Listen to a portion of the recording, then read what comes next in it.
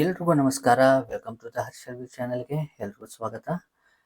ಇವತ್ತು ನಾವು ಯಾವ ವಿಡಿಯೋ ನೋಡ್ತೀವಿ ಅಂತಂದರೆ ಬಾಲಿಂಜರ್ ಬ್ಯಾಂಡ್ ಬಗ್ಗೆ ನಾನು ಆಲ್ರೆಡಿ ಒಂದು ವಿಡಿಯೋ ಮಾಡಿದ್ದೀನಿ. ನೋಡದಿರೋರು ಅಲ್ಲಿ ಹೋಗಿ ನೋಡಿ, ಅದ್ರ ಕಂಟಿನ್ಯೂಯೇಷನ್ ಇದು. ಕಾರಣ ಏನಂತಂದರೆ ಈ ಬಾಲಿಂಜರ್ ಬ್ಯಾಟ್ನ ನಾವು ಆಲ್ ಟೈಮ್ ಫ್ರೇಮಲ್ಲಿ ಯೂಸ್ ಮಾಡ್ತೀವಿ. ಬಟ್ ಅದರಲ್ಲಿ ಪರ್ಟಿಕ್ಯುಲರ್ ಆಗಿ ಈ 15 ಮಿನಿಟ್ನ ನಾವು ಇಂಟ್ರಾಡೇ ಪರ್ಪಸ್ಗಾಗಿ ಯೂಸ್ ಮಾಡ್ತೀವಿ. ಈ ಇಂಟ್ರಾಡೇ ಸ್ಟ್ರಾಟಜಿ ಬಗ್ಗೆ ಡೀಟೇಲ್ ಆಗಿ ಕಂಪ್ಲೀಟ್ ಆಗಿ ಈ ವಿಡಿಯೋ ನೋಡಿ, ನಿಮಗೆ ಅರ್ಥ ಆಗುತ್ತೆ. ಓಕೆ, ಫಸ್ಟ್ ಟೈಮ್ ಯಾರಾದರೂ ಈ ವಿಡಿಯೋ ನೋಡ್ತಾ ಇದ್ರೆ ಸಬ್ಸ್ಕ್ರೈಬ್ ಮಾಡ್ಕೊಳ್ಳಿ, ಮತ್ತೆ ಮರಿದೆ ಬೆಲ್ ಐಕನ್ ಪ್ರೆಸ್ ಮಾಡ್ಕೊಳ್ಳಿ. ಅದೇ ರೀತಿ ನಿಮ್ಗೆ ಇಷ್ಟ ಆಗಿದ್ರೆ ಇದ್ರ ವಿಡಿಯೋ ಕಮೆಂಟಲ್ಲಿ ತಿಳಿಸಿ. ಬನ್ನಿ ಸ್ಟ್ರಾಟಜಿ ಒಳಗಡೆ ಹೋಗೋಣ. ಫಸ್ಟ್ ಈ ಬಾಲಿಂಜರ್ ಬ್ಯಾಂಡ್ ಅಂತ ನಿಮ್ಗೆ ಫಸ್ಟ್ ಟೈಮ್ ಯಾರಾದರೂ ನೋಡ್ತಾರೆ ಅವ್ರಿಗೆ ಹೇಳ್ತೀನಿ. ಬಾಲಿಂಜರ್ ಬ್ಯಾಂಡ್ ಅನ್ನೋದು 3 ಬ್ಯಾಂಡ್ ಇರುತ್ತೆ. ಓಕೆ, ಫಸ್ಟ್ ಬ್ಯಾಂಡ್ ಬಂದ್ಬಿಟ್ಟು ಅಪ್ಪರ್ ಬ್ಯಾಂಡ್ ಅಂತ ಕರಿತೀವಿ. ಫಸ್ಟ್ ಬ್ಯಾಂಡ್ ಬಂದ್ಬಿಟ್ಟು ಈ ಬ್ಯಾಂಡ್ನ ಅಪ್ಪರ್ ಬ್ಯಾಂಡ್ ಅಂತ ಕರಿತೀವಿ. ಅದೇ ರೀತಿ ಮಧ್ಯದಲ್ಲಿ ಒಂದು ಬ್ಯಾಂಡ್ ಬರುತ್ತೆ, ಸೆಕೆಂಡ್ ಬ್ಯಾಂಡು, ಅದು ಬಂದ್ಬಿಟ್ಟು ಮಿಡಲ್ ಬ್ಯಾಂಡ್ ಅಂತ ಕರಿತೀವಿ. ಆಮೇಲೆ ಕೆಳಗಡೆ ಒಂದು 3ನೇ ಬ್ಯಾಂಡ್ ಬರುತ್ತೆ, ಅದು ಬಂದ್ಬಿಟ್ಟು ಲೋವರ್ ಬ್ಯಾಂಡ್ ಅಂತ ಕರಿತೀವಿ. ಓಕೆ, ಈ ಅಪ್ಪರ್ ಬ್ಯಾಂಡ್ ಯಾವ ರೀತಿ ವರ್ಕ್ ಆಗುತ್ತೆ ಅಂತ ಅಂದರೆ ರೆಸಿಸ್ಟೆನ್ಸ್ ಥರ ವರ್ಕ್ ಆಗುತ್ತೆ. ಓಕೆ, ರೆಸಿಸ್ಟೆನ್ಸ್ ಅಂತ ಎಲ್ರಿಗೂ ಗೊತ್ತಿರುತ್ತೆ. ಯಾವಾಗ ಪ್ರೈಸ್ ಹೋಗಿ ಒಂದು ಲೆವೆಲಲ್ಲಿ ಹೋಗಿ ಟಚ್ ಮಾಡಿ ಕೆಳಗಡೆ ಬರುತ್ತೋ ಇದನ್ನ ರೆಸಿಸ್ಟೆನ್ಸ್ ಲೆವೆಲ್ ಅಂತ ಕರಿತೀವಿ. ಅದೇ ರೀತಿ ಲೋವರ್ ಬ್ಯಾಂಡ್ ಅನ್ನ ಏನಂತ ಕರಿತೀವಿ, ಲೋವರ್ ಬ್ಯಾಂಡ್ ಬಂದ್ಬಿಟ್ಟು ಸಪೋರ್ಟ್ ಆಗಿ ವರ್ಕ್ ಮಾಡುತ್ತೆ. ಓಕೆ, ಸಪೋರ್ಟ್ ಆಗಿ ವರ್ಕ್ ಮಾಡುತ್ತೆ. ಈ ಮಿಡಲ್ ಬ್ಯಾಂಡ್ ಯಾವ ರೀತಿ ವರ್ಕ್ ಮಾಡುತ್ತೆ ಅಂತಂದ್ರೆ ಇದು ಬಂದ್ಬಿಟ್ಟು ಡ್ಯೂಯಲ್ ಆಗಿ ವರ್ಕ್ ಮಾಡುತ್ತೆ. ಅದು ಬಂದ್ಬಿಟ್ಟು ರೆಸಿಸ್ಟೆನ್ಸ್ ಆಗಿ ವರ್ಕ್ ಮಾಡುತ್ತೆ ಮತ್ತೆ ಸಪೋರ್ಟ್ ಆಗಿ ವರ್ಕ್ ಮಾಡುತ್ತೆ. ಅದು ಹೇಗೆ ಅಂತ ನಾವು ನೋಡೋಣ ಬನ್ನಿ. ಈ 3 ಬ್ಯಾಂಡ್ ಇರುತ್ತೆ. ಇವಾಗ ಪ್ರೈಸು ಇಲ್ಲಿಂದ ಮೇಲೆ ಹೋದಾಗ ಟಚ್ ಆಗಬೇಕು. ಓಕೆ, ಟಚ್ ಆದಾಗ ಇದು ರೆಸಿಸ್ಟೆನ್ಸ್ ಆಗಿ ವರ್ಕ್ ಮಾಡುತ್ತೆ. ಇವಾಗ ನಾವು ಎಂಟ್ರಿ ಹೇಗೆ ತಗೋಬೋದು ಅಂತ ನೋಡೋಣ. ಇದರಲ್ಲಿ ಎಂಟ್ರಿ ಹೇಗೆ ತಗೋಬೋದು ಅಂತ ಪ್ರೈಸ್ ಹೋಗಿ ಇಲ್ಲಿ ಟಚ್ ಆಗಿರಬೇಕು. Okay, this is mandatory. First upper ಬ್ಯಾಂಡಲ್ಲಿ ಟಚ್ ಆಗಿಲ್ಲೇ ಇರಬೇಕು, ಇಲ್ಲ ಯಾವುದೇ ಬ್ಯಾಂಡ್ಗಾಗಲಿ ಆ ಬ್ಯಾಂಡಿಗೆ ಟಚ್ ಆಗಿರಬೇಕು. ಯಾವಾಗ ಟಚ್ ಆಗಿ ಇಲ್ಲಿ ಒಂದು ರೆಡ್ ಕ್ಯಾಂಡಲ್ ಮಾಡಿದೆ ಅಂತ ಅನ್ಕೊಳ್ಳಿ. ಇಲ್ಲಿ ರೆಡ್ ಕ್ಯಾಂಡಲ್ ಮಾಡಿದಾಗ ಇದು ನಮ್ಮ ಅಲರ್ಟ್ ಕ್ಯಾಂಡಲ್, ಅಂದರೆ ನಾವು ರೆಡಿಯಾಗಿರಬೇಕು ಇವಾಗ ನೆಕ್ಸ್ಟ್ಗೆ ಅಂತ. ಇಲ್ಲಿ ಎಂಟ್ರಿ ಹೇಗೆ ತಗೊಳ್ಳೋದು ಅಂತಂದರೆ ಇವಾಗ ಈ ಕ್ಯಾಂಡಲು ರೆಡ್ ಆಗಿದೆ. ಇವಾಗ 4 ಕ್ಯಾಂಡಲ್ ಒಳಗಡೆ, ಅಂದರೆ ಇದಾದ್ಮೇಲೆ 4 ಕ್ಯಾಂಡಲ್ 1 2 3 4 ಕ್ಯಾಂಡಲ್ ಒಳಗಡೆ ಈ ಲೋನ ಮಾರ್ಕ್ ಮಾಡ್ಕೋಬೇಕು. ಈ ಲೋನ ಬ್ರೇಕ್ ಆಗಬೇಕು. 4 ಕ್ಯಾಂಡಲ್ ಒಳಗಡೆ ಯಾವಾಗ ಬ್ರೇಕ್ ಆಗುತ್ತೆ ಅವಾಗ ಇದು ಬಂದ್ಬಿಟ್ಟು ನಮ್ಮ ಎಂಟ್ರಿ ಕ್ಯಾಂಡಲ್ ಆಗುತ್ತೆ. ಇದರ ಸ್ಟಾಪ್ ಲಾಸ್ ಬಂದ್ಬಿಟ್ಟು ನಮ್ಮ alert candle high stop loss ಇರುತ್ತೆ, ಇಲ್ಲಾಂತಂದರೆ ಸ್ವಿಂಗ್, ಅದ್ರ ಮೇಲೆ ಯಾವ ಸ್ವಿಂಗ್ ಇದೆ ಆ ಸ್ವಿಂಗ್ ಬಂದ್ಬಿಟ್ಟು ನಮ್ಮ ಸ್ಟಾಪ್ ಲಾಸ್ ಇರುತ್ತೆ. ನಮ್ಮ ಫಸ್ಟ್ ಟಾರ್ಗೆಟ್ ಬಂದ್ಬಿಟ್ಟು ಈ ಮಿಡಲ್ ಬ್ಯಾಂಡು ನಮ್ಮ ಫಸ್ಟ್ ಟಾರ್ಗೆಟ್ ಆಗಿರುತ್ತೆ. ಓಕೆ, ಇನ್ ಕೇಸ್ ನೀವು ಟ್ರಯಲ್ ಮಾಡೋಂಗಿದ್ರೆ ಟ್ರಯಲ್ ಮಾಡ್ಕೊಂಡು ಹೋಗ್ಬೋದು, ಯಾವುದೇ ರೀತಿ ತೊಂದರೆ ಇಲ್ಲ. ಅದೇ ರೀತಿ ಕೆಳಗಡೆ ನಾವು ಲೋವರ್ ಬ್ಯಾಂಡಲ್ಲಿ ಹೇಗೆ ಟ್ರೇಡ್ ಮಾಡ್ಬೋದು ಅಂತ ಪ್ರೈಸ್ ಯಾವಾಗಲೂ ಮೇಲಿಂದ ಕೆಳಗಡೆ ಬಂದಿರಬೇಕು. ಮತ್ತೆ ಇಲ್ಲಿ ಬಂದ್ಬಿಟ್ಟು ಸಪೋರ್ಟ್ ಆಗಿ ಗ್ರೀನ್ ಕ್ಯಾಂಡಲ್ ಕ್ಲೋಸ್ ಆಗಿರ್ಬೇಕು. ಕಂಪಲ್ಸರಿ ಗ್ರೀನ್ ಕ್ಯಾಂಡಲ್ ಕ್ಲೋಸ್ ಆಗಿರ್ಬೇಕು. ಅವಾಗ ಇದರ ಹೈನ ಮಾರ್ಕ್ ಮಾಡ್ಕೋಬೇಕು ನಾವು. ಇದರಲ್ಲೂ ಅಷ್ಟೇ 4 ಕ್ಯಾಂಡಲ್ ಒಳಗಡೆ ಇದು ಹೈನ ಬ್ರೇಕ್ ಮಾಡಿರಬೇಕು. ಓಕೆ, ಈ ರೀತಿ ಬ್ರೇಕ್ ಮಾಡಿದಾಗ ಇದು ನಮ್ಮ ಎಂಟ್ರಿ ಕ್ಯಾಂಡಲ್ ಆಗುತ್ತೆ. ಇದು ಬಂದ್ಬಿಟ್ಟು ನಮ್ಮ ಅಲರ್ಟ್ ಕ್ಯಾಂಡಲ್ ಲೋ ಬಂದ್ಬಿಟ್ಟು ನಮ್ಮ ಸ್ಟಾಪ್ ಲಾಸ್ ಇರುತ್ತೆ, ಇಲ್ಲ ಸ್ವಿಂಗ್ ಲೋ ನಮ್ಮ ಸ್ಟಾಪ್ ಲಾಸ್ ಇರುತ್ತೆ.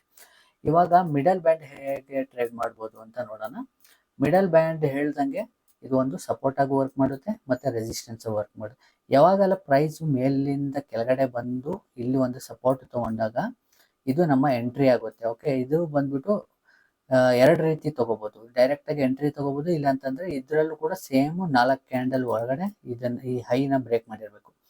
ಹೈ ಬ್ರೇಕ್ ಮಾಡಿದಾಗ ಇದು ನಮ್ಮ ಎಂಟ್ರಿ ಆಗುತ್ತೆ, ಇದು ಬಂದ್ಬಿಟ್ಟು ನಮ್ಮ ಸ್ಟಾಪ್ ಲಾಸ್ ಆಗುತ್ತೆ. ಫರ್ದರ್ ಅಪ್ ಸೈಡ್ ಹೋಗೋ ಚಾನ್ಸಸ್ ಇರುತ್ತೆ. ಅದೇ ರೀತಿ ಇಲ್ಲಿ ಪ್ರೈಸು ಕೆಳಗಡೆಯಿಂದ ಮೇಲೆ ಹೋಗಿ ಈ 20 ಮೂವಿಂಗ್ ಅವರೇಜ್ ಇದೆಯಲ್ಲ ಮಿಡಲ್ ಬ್ಯಾಂಡಿಗೆ ಟಚ್ ಆಗಿ ಒಂದು ರೆಡ್ ಕ್ಯಾಂಡಲ್ ಮಾಡಿರಬೇಕು ಕಂಪಲ್ಸರಿ. ಅವಾಗ ಬಂದ್ಬಿಟ್ಟು ಇದ್ರ ಲೋ ಮಾರ್ಕ್ ಮಾಡ್ಕೊಳ್ಳಿ. ಈ ಲೋನ 4 ಕ್ಯಾಂಡಲ್ ಒಳಗಡೆ ಯಾವ ಕ್ಯಾಂಡಲ್ ಬ್ರೇಕ್ ಮಾಡುತ್ತೋ ಅದು ನಮ್ಮ ಎಂಟ್ರಿ ಕ್ಯಾಂಡಲ್ ಆಗುತ್ತೆ. ಈ 4 ಕ್ಯಾಂಡಲ್ ಒಳಗಡೆ ಇರಬೇಕು. ಓಕೆ, ಅವಾಗ ಇದು ನಮ್ಮ ಎಂಟ್ರಿ ಕ್ಯಾಂಡಲ್ ಆಗುತ್ತೆ. ಆಮೇಲೆ ಇದು ಅಬೌವ್ ಬಂದ್ಬಿಟ್ಟು ನಮ್ಮ ಸ್ಟಾಪ್ ಲಾಸು, ಮತ್ತೆ ಫರ್ದರ್ ಕೆಳಗಡೆ ಹೋಗೋ ಚಾನ್ಸಸ್ ತುಂಬ ಹೆಚ್ಚಿರುತ್ತೆ.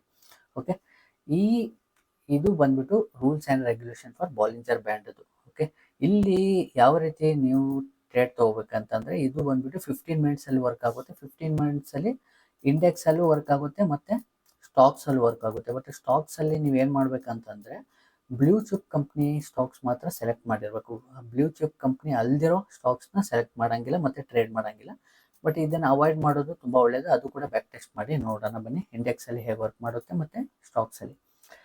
ಇವಾಗ ಬನ್ನಿ, ಇದು ಬಾಲಿಂಜರ್ ಬ್ಯಾಂಡು. ನೀವು ಇಂಡಿಕೇಟರ್ ಸೆಕ್ಷನ್ಗೆ ಹೋಗಿ BB ಅಂತ ಹಾಕಿ ಇಲ್ಲಿ ಬಾಲಿಂಜರ್ ಬ್ಯಾಂಡ್ ಅಂತ ಬರೋದು ಕ್ಲಿಕ್ ಮಾಡಿದಾಗ ಈ ರೀತಿ ಒಂದು 3 ಬ್ಯಾಂಡ್ ಬರುತ್ತೆ. ಇಲ್ಲಿ ಸೆಟ್ಟಿಂಗ್ಸಲ್ಲಿ ಹೋಗ್ಬಿಟ್ಟು ನಿಮ್ಮ ಸ್ಟೈಲಲ್ಲಿ ಹೋದರೆ ಕಲರ್ಗಳು ಯಾವ್ದು ಬೇಕು, ಅಪ್ಪರ್ ಬ್ಯಾಂಡಿಗೆ ಯಾವ್ದು ಬೇಕು, ಲೋವರ್ ಬ್ಯಾಂಡಿಗೆ ಯಾವ್ದು ಬೇಕು, ಮಿಡಲ್ ಬ್ಯಾಂಡಿಗೆ ಯಾವ್ದು ಬೇಕೋ ಅದನ್ನು ಚೇಂಜ್ ಮಾಡ್ಕೊಳ್ಳಿ. ಅದಾದಮೇಲೆ ಬಂದ್ಬಿಟ್ಟು ಇನ್ಪುಟ್ಸು ಬಂದ್ಬಿಟ್ಟು ಲೆಂತ್ ಬಂದ್ಬಿಟ್ಟು 20 ಇರಬೇಕು ಮತ್ತು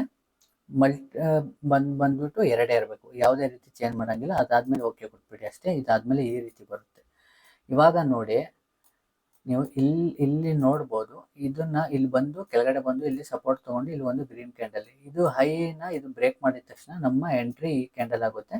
ಇದು ಇದರ ಅಲರ್ಟ್ ಕ್ಯಾಂಡಲ್ ಲೋ ಬಂದು ನಮ್ಮ ಸ್ಟಾಪ್ ಲಾಸ್ ಇರ್ಬೋದು, ಇಲ್ಲಾಂತಂದರೆ ಈ ಸ್ವಿಂಗ್ ಲೋ ಬಂದ್ಬಿಟ್ಟು ನಮ್ಮ ಸ್ಟಾಪ್ ಲಾಸ್ ಇರುತ್ತೆ. ಮತ್ತು ಇದು ಫರ್ದರ್ ಮೇಲೆ ಹೋಗಿದೆ. ಬಟ್ ಇದು ಎಸ್ಪೆಷಲಿ ತುಂಬ ಯಾರಿಗೆ ಯೂಸ್ ಆಗುತ್ತೆ ಅಂತಂದರೆ, ಪ್ರಾಬಬಿಲಿಟಿ ಅತಿ ಹೆಚ್ಚು ಇರೋದು ಬಂದ್ಬಿಟ್ಟು ಆಪ್ಷನ್ ಸೆಲ್ಲರ್ಸ್ಗೆ ತುಂಬ ಪ್ರಾಬಬಿಲಿಟಿ ತುಂಬ ಜಾಸ್ತಿ ಇರುತ್ತೆ. ಓಕೆ, ಆಪ್ಷನ್ ಬೈಯಿಂಗ್ ಮಾಡೋದು ಸ್ವಲ್ಪ ರಿಸ್ಕ್ ಇರುತ್ತೆ ಈ ಸ್ಟ್ರಾಟಜಿ ಪ್ರಕಾರ. ಇನ್ ಕೇಸ್ ಮಾಡ್ಬೋದು, ಯಾವುದು ತೊಂದರೆ ಇಲ್ಲ. ಬಟ್ ನೀವು ಇಲ್ಲಿವರೆಗೂ 15 ಮಿನಿಟ್ಸ್ ಅಂತ ಲೆಕ್ಕ ಹಾಕ್ಕೊಳ್ಳಿ. ಇಲ್ಲಿವರೆಗೂ ನಿಮ್ಮ ಬೈಯಿಂಗ್ ಹೋಲ್ಡ್ ಮಾಡೋ ಕೆಪಾಸಿಟಿ ಇರುತ್ತಾ ಅನ್ನೋದು ತುಂಬ ಮುಖ್ಯ ಆಗುತ್ತೆ. ನಿಮಗೆ ಬೈಯಿಂಗ್ ಮಾಡಿ ಇಷ್ಟು ಹೋಲ್ಡಿಂಗ್ ಕೆಪಾಸಿಟಿ ಇದ್ದರೆ ಓಕೆ, ಯಾವುದೇ ತೊಂದರೆ ಇಲ್ಲ.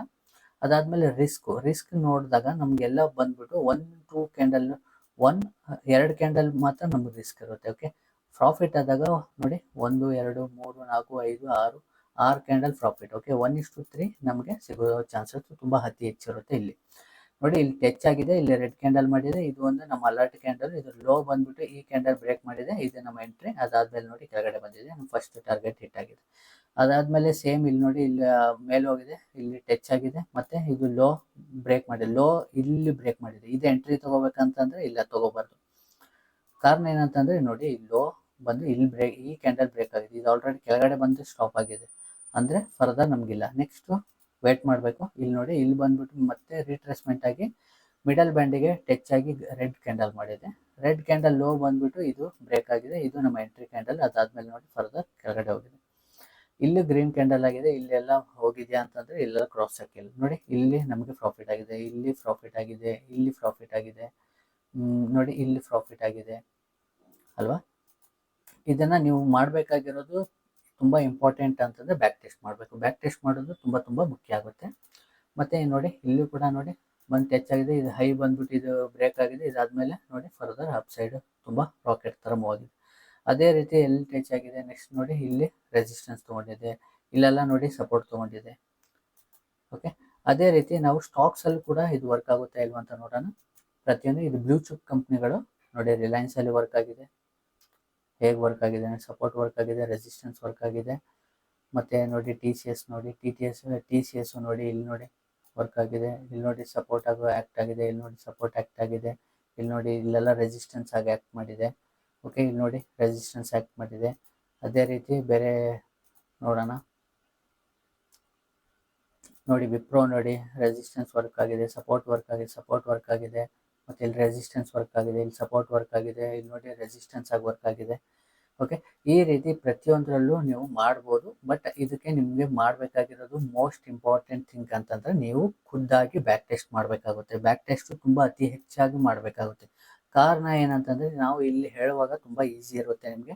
ಇದಕ್ಕೆ strategy plus price action plus psychology, ಈ ಮೂರನ್ನ ನೀವು ಆ್ಯಡ್ ಮಾಡ್ಕೊಂಡಿದ್ದಾಗ ಖಂಡಿತವಾಗಿ ನೀವು ಈ ಸ್ಟಾಕ್ ಮಾರ್ಕೆಟಲ್ಲಿ ಸಕ್ಸಸ್ ಆಗೋದು ತುಂಬ ಅತಿ ಹೆಚ್ಚಿರುತ್ತೆ. ಓಕೆ, ಮೋಸ್ಟ್ಲಿ ಈ ವಿಡಿಯೋ ನಿಮ್ಗೆ ಇಷ್ಟ ಆಗಿರುತ್ತೆ ಅಂದ್ಕೊಳ್ತೀನಿ. ಇಷ್ಟ ಆಗಿದೆ ಸಬ್ಸ್ಕ್ರೈಬ್ ಮಾಡ್ಕೊಳ್ಳಿ, ಲೈಕ್ ಬಟನ್ ಪ್ರೆಸ್ ಮಾಡ್ಕೊಳ್ಳಿ, ನಿಮ್ಮ ಫ್ರೆಂಡ್ಸ್ಗೆಲ್ಲ ಶೇರ್ ಮಾಡಿ. ಮತ್ತು ಇದೇ ರೀತಿ ಇನ್ನೊಂದು ಬಾಲಿಂಜರ್ ಬ್ಯಾಂಡು ಬೇರೆ ಟೈಮ್ ಫ್ರೇಮಲ್ಲಿ ಹೇಗೆ ಟ್ರೇಡ್ ಮಾಡ್ಬೋದು ಅಂತ ನೋಡೋಣ. ಮತ್ತು ಆಲ್ರೆಡಿ ಪ್ರೀವಿಯಸ್ಲಿ ಒಂದು ಬಾಲಿಂಜರ್ ಬ್ಯಾಂಡ್ ಒಂದು ವಿಡಿಯೋ ಹಾಕಿದ್ದೀನಿ, ಅಲ್ಲಿ ನೋಡಿದ್ರೆ ಅದು ಕೂಡ ನೋಡಿ. ಮತ್ತೆ ಸಿಗೋಣ. ಎಲ್ರಿಗೂ ನಮಸ್ಕಾರ, ಧನ್ಯವಾದಗಳು.